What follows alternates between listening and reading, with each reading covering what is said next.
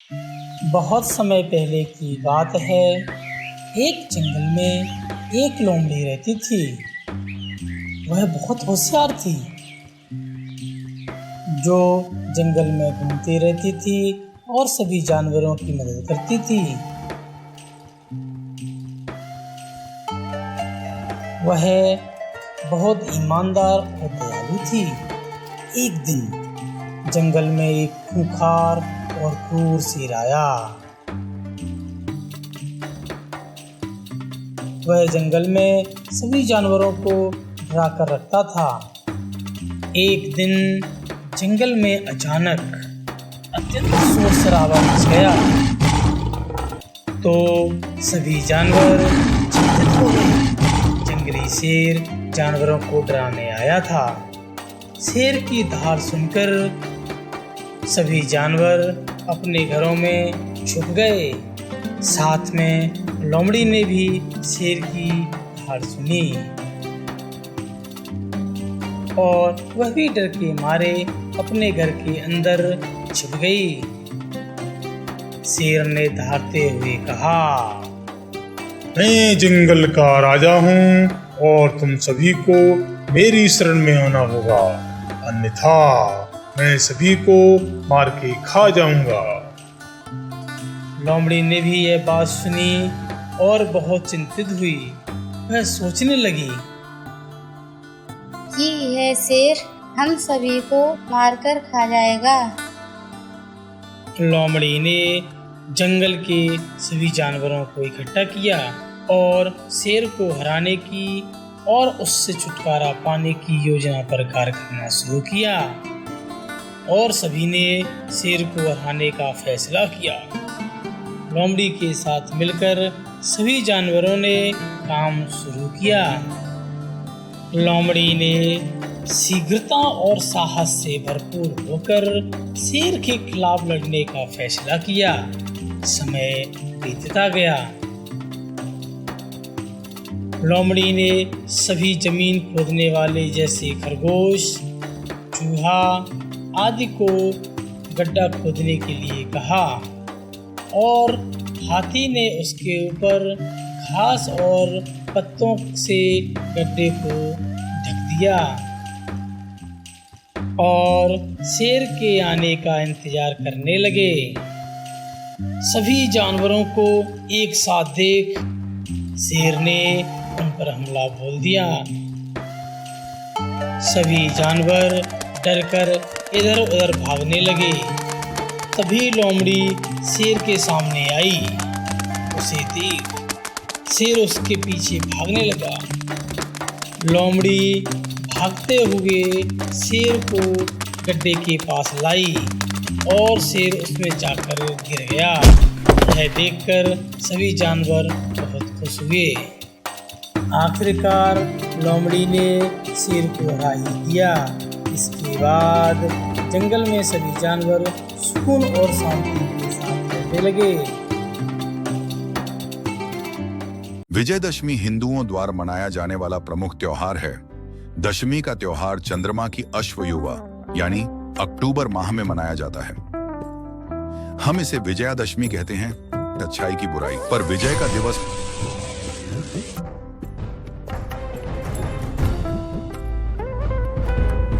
बहुत समय पहले एक राक्षस था जिसका नाम महिषासुर था। इसका मतलब जंगली भैंसा होता है। बलवान होने के साथ उसकी तीनों लोकों पर राज्य करने की इच्छा थी।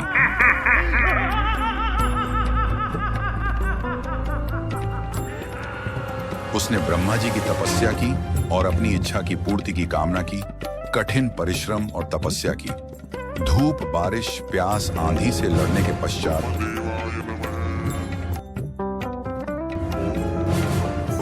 ब्रह्मा जी आ गए और उन्होंने ब्रह्मा जी से वरदान मांग लिया कि उसे कोई मार नहीं सके, कोई हरा नहीं सके।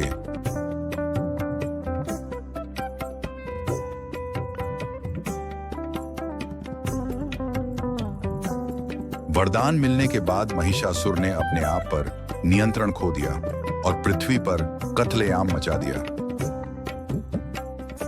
महिषासुर को लगने लगा था कि अब तो मुझे ब्रह्मा, विष्णु और शिव भी नहीं रोक सकते।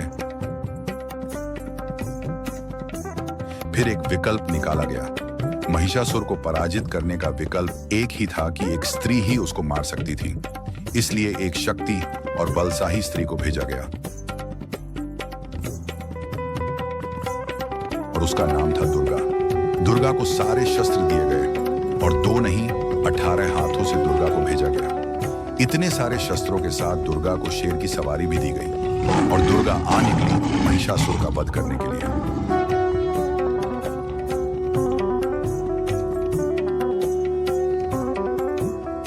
महिषासुर अपनी तैयारी में सक्षम था और दुर्गा पर सैकड़ों की सेना से युद्ध किया और स्वयं ने दुर्गा से कभी शेर के रूप में, कभी हाथी के रूप में लड़ाई की और कभी जंगली भैंसा का रूप धारण किया, परंतु दुर्गा ने उसकी सेना को काट के रख दिया। 9 दिन की लड़ाई के बाद दुर्गा ने महिषासुर का वध किया।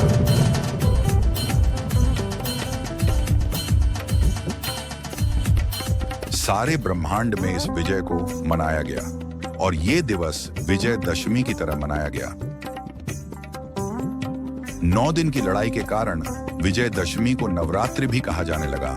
विजय की प्राप्ति 10वें दिन हुई तो इसे दशहरा भी कहा जाने लगा। यह भी माना जाता है कि श्री राम ने इसी दिन रावण को पराजित करा के मृत्यु के घाट उतार दिया था। उत्तर भारत में रामलीला के माध्यम से राम और रावण की लड़ाई को दिखाया जाता है। हर साल दशमी के दिन रावण, कुंभकर्ण और मेघनाथ के पुतले को जलाकर दशहरे के त्योहार को मनाया जाता है।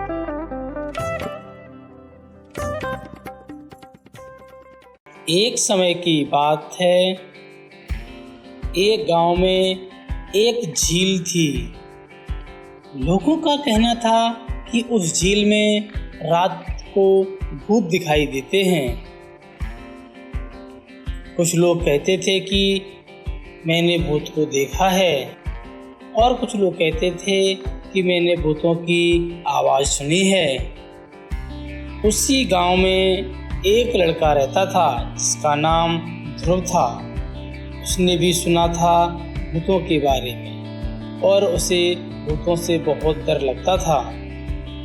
फिर भी एक दिन उसने झील पर चलने के लिए सोचा, क्योंकि वह उस झील के भूतों की समस्या को सुलझाना चाहता था। वह जानना चाहता था कि सच में झील में भूत हैं। ध्रुव रात के अंधेरे में झील की ओर चल दिया। झील की तरफ जाते हुए ध्रुव ने सोचा, क्यों ना भूतों से बात की जाए। झील के पास जाकर उसने देखा कि झील में एक नहीं बल्कि बहुत सारे भूत घूम रहे हैं। झील के नजदीक जाकर उसने भूतों से पूछा, आप यहाँ क्यों रहते हो? तब भूतों ने ध्रुव को अपने बारे में बताया। यहाँ पर अपनी अधूरी इच्छाओं को पूरा करने के लिए आते हैं। उन्होंने बताया, जब तक हमारी अधूरी इच्छाएं पूरी नहीं होंगी मुझे मुक्ति नहीं मिलेगी।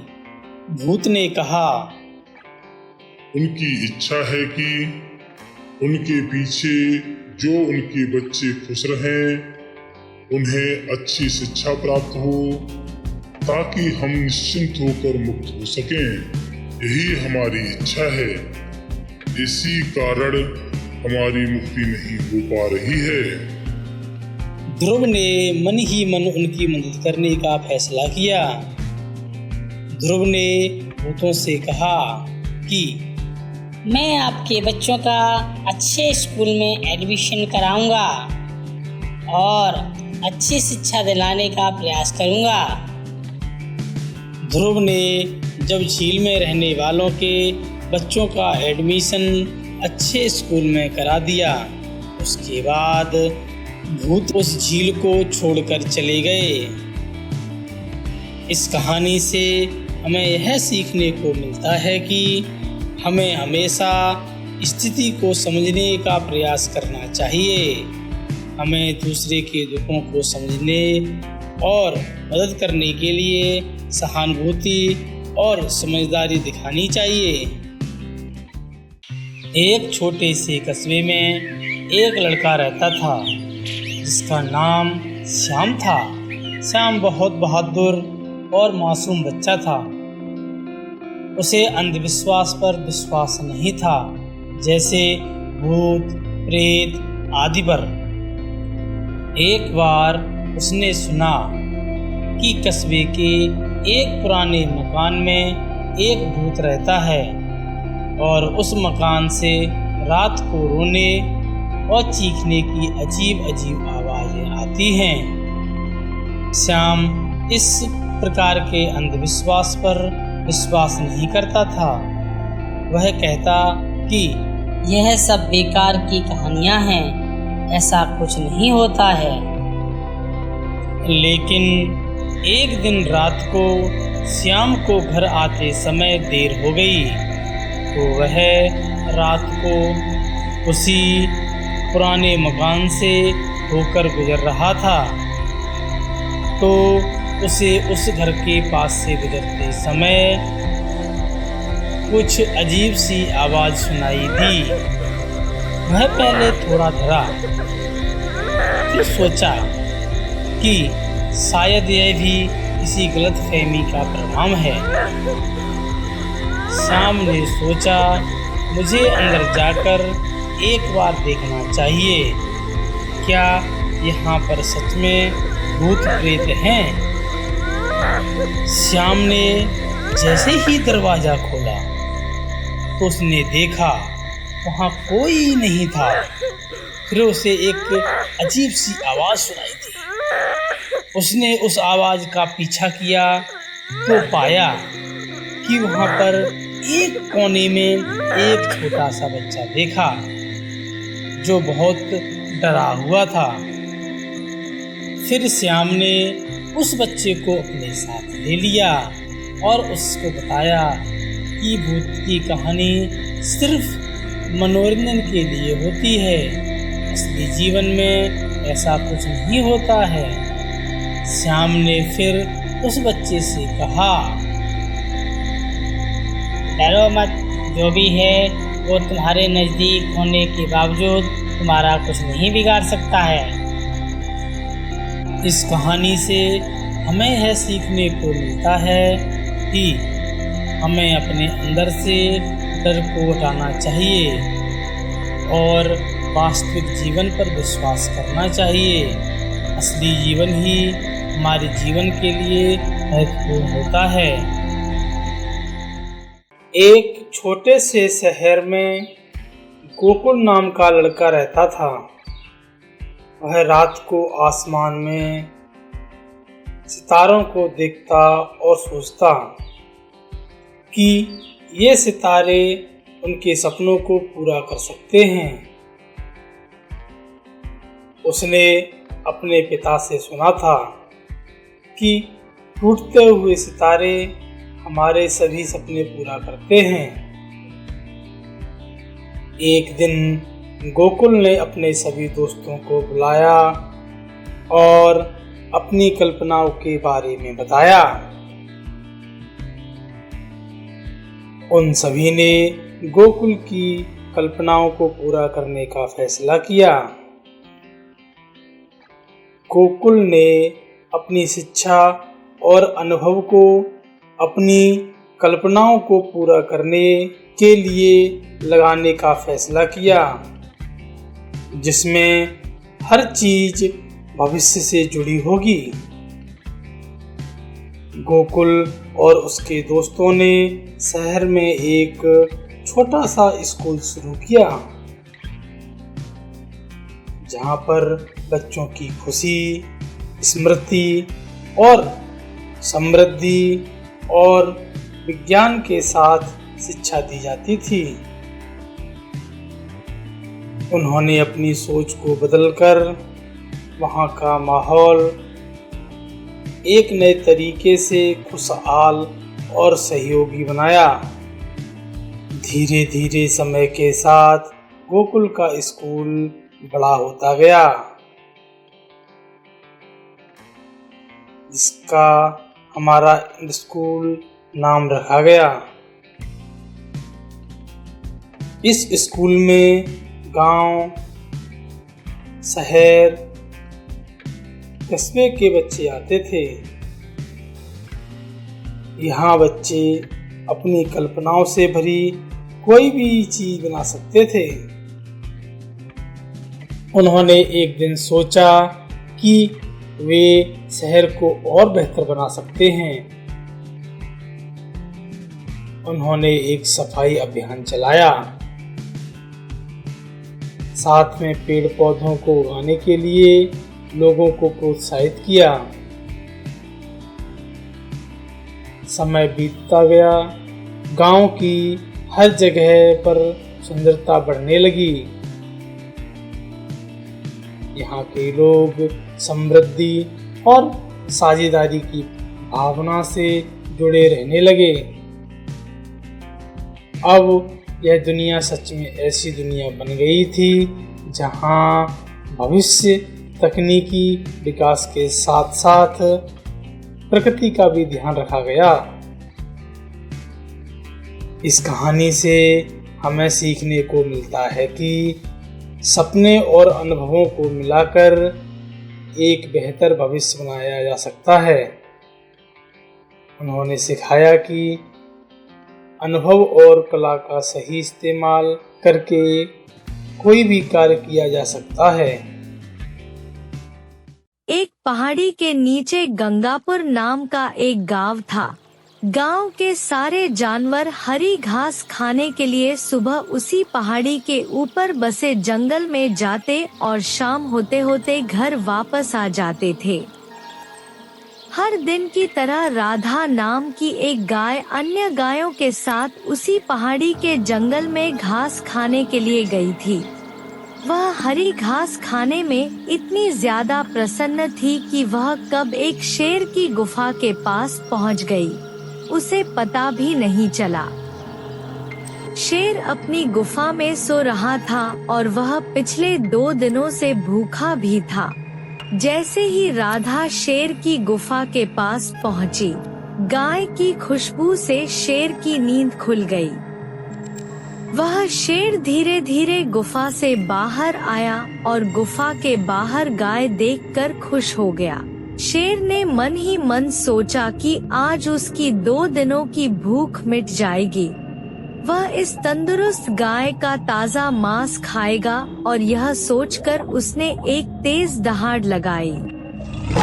राधा शेर की दहाड़ सुनकर डर जाती है।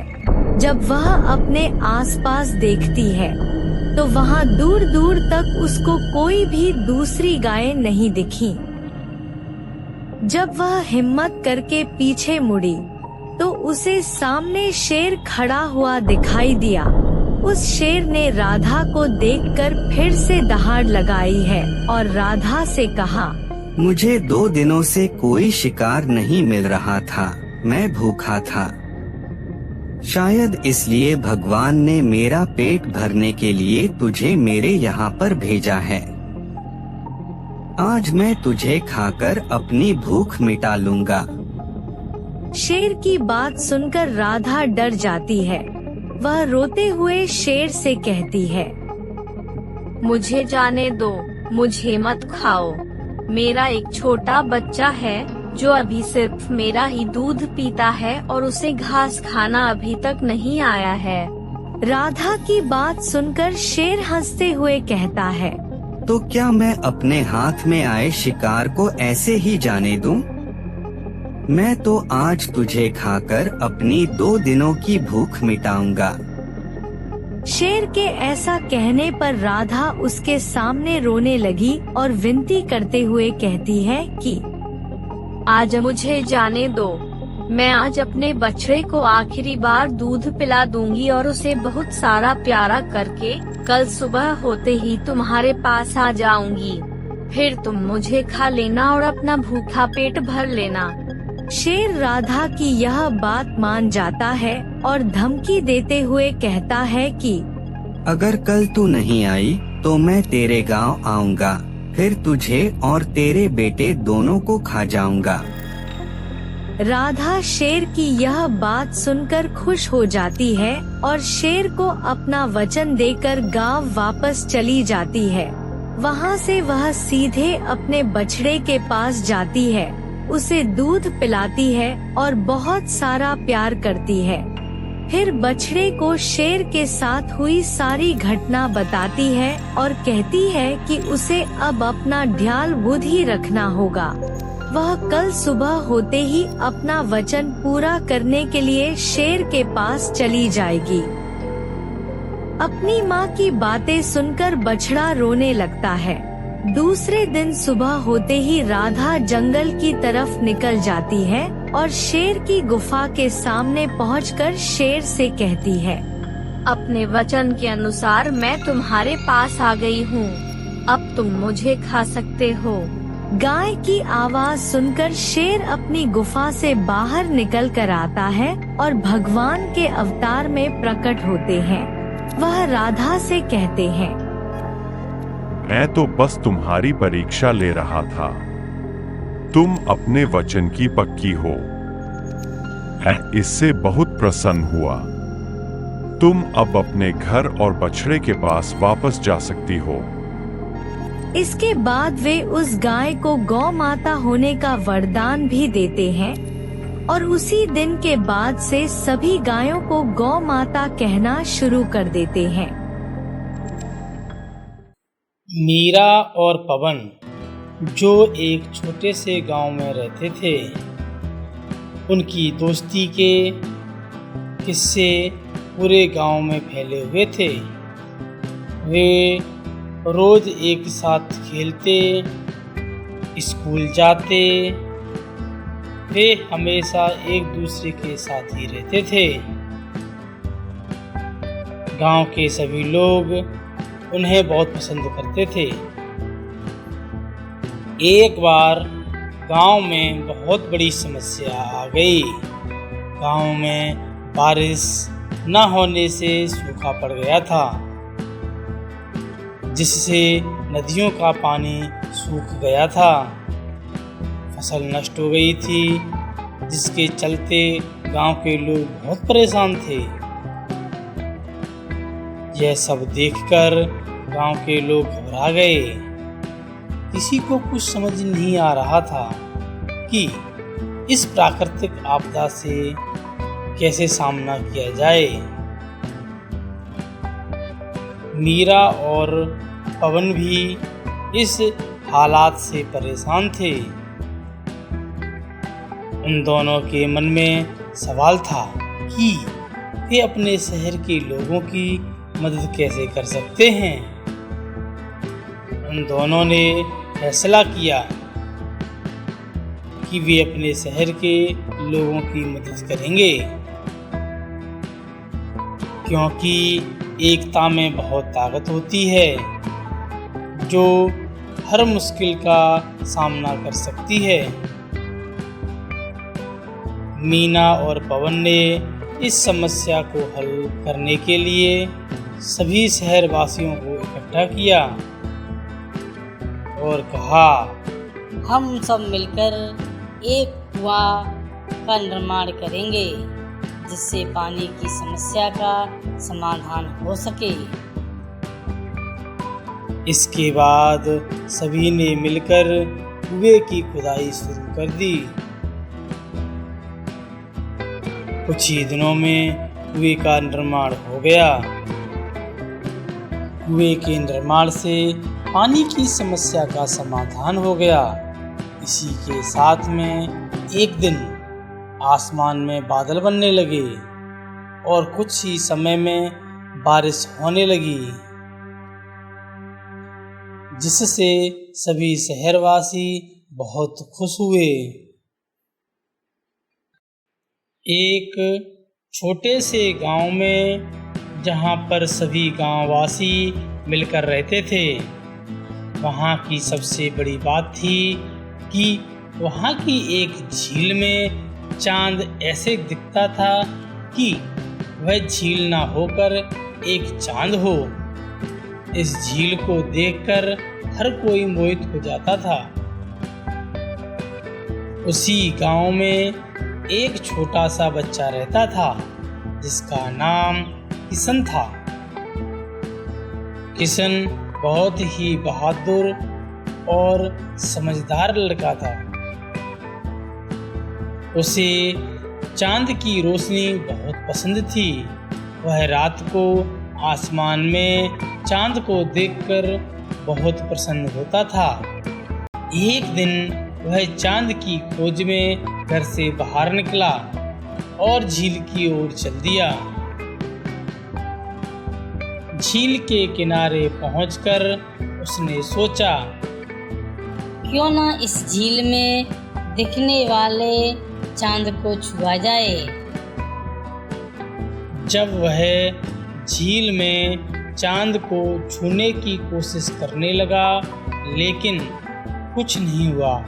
झील के पानी में चांद सिर्फ उसकी छाया थी। वह बार बार कोशिश करता रहा, लेकिन चांद की रोशनी और चांद को पकड़ने में नाकामयाब रहा। फिर वह उदास होकर वहां से चला गया। अगले दिन इस घटना के बारे में उसने अपने एक शिक्षक को बताया। शिक्षक ने किशन को समझाया कि चांद और उसकी रोशनी को छू पाना असंभव है, क्योंकि चांद हमारी पृथ्वी से हजारों मील दूर है और इस झील में उसकी परछाई दिखाई देती है, जिसे पकड़ पाना असंभव है। किशन के शिक्षक ने ये भी कहा, हमें अपनी खुशियों को पाने के लिए अपनी मेहनत को सही जगह लगाना चाहिए। किशन ने अपने शिक्षक की बात मानी और मन लगाकर पढ़ाई करने लगा। उसने सोचा, यदि मैं मन लगाकर पढ़ाई करूंगा तो भविष्य में अंतरिक्ष में जाकर चांद को छूने का मौका मिल सकता है। बहुत समय पहले की बात है। आसमान में बहुत सारे छोटे बड़े रंग बिरंगे तारे चमक रहे थे।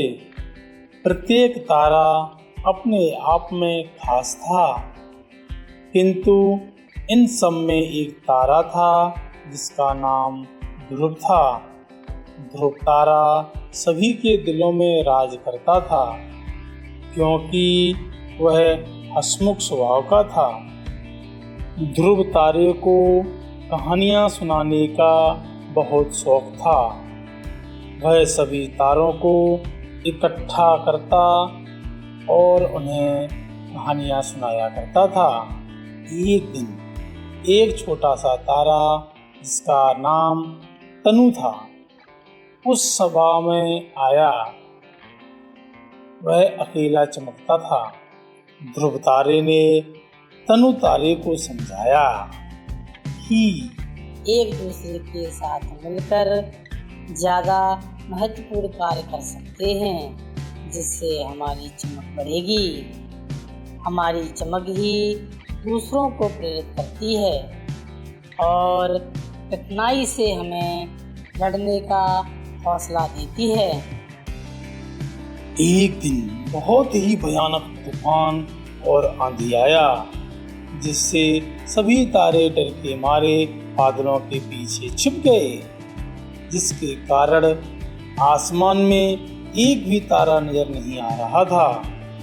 तभी ध्रुव तारे ने सभी को एक साथ मिलकर आंधी और तूफान से लड़ने की सलाह दी।